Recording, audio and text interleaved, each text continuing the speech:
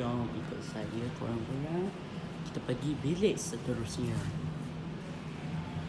So, macam korang boleh tengok, inilah tempat Mr. Bean nak basuhkan baju dia. Tempat mesin basuh dia. Ini Mr. Bean. Ini tempat duduk-duduk tunggu baju dah bersih. Ini tempat air kalau nak minum air. Tapi itu mana boleh minum air. Itu cuma dalam cerita sahaja. Ini korang boleh tengok Mr. Bean dah tersangkut dekat mesin basuh. Kelakar gila. Ini Mr. Bean.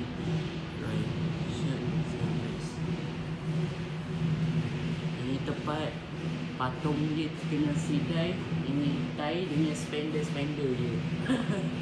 Aduh, kelakar gila. Ini tempat aku kalau nak simpan dekat mesin basuh.